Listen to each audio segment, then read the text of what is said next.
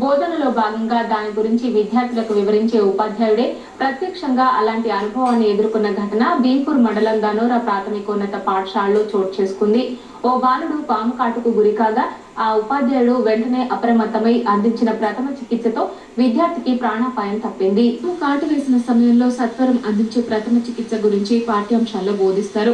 పాము కాటు వేసిన వెంటనే అప్రమత్తం అవ్వాలని, విషం శరీరంలోకి వ్యాప్తి చెందకుండా అది కాటు వేసిన చోటు కంటే కొంత పై భాగంలో అందుబాటులో ఉన్న తాడుతో గట్టిగా కట్టివేయాలని సూచిస్తారు. ఆ తర్వాత కొంత భాగం బ్లేడ్ తో కోసి రక్తాన్ని పీల్చివేయడం ద్వారా బాధిత వ్యక్తి ప్రాణాలు కాపాడవచ్చనేది పాఠ్యాంశ సారాంశం. అచ్చం ఇలాంటి ఘటనే సోమవారం భీంపూర్ మండలం ధనోరా ప్రాథమికోన్నత పాఠశాలలో చోటు చేసుకుంది. గ్రామానికి చెందిన సంతోష్, సుజాత దంపతుల కుమారుడు యశ్వంత్ ఇక్కడి ప్రాథమిక పాఠశాలలో 1వ తరగతి చదువుతున్నాడు.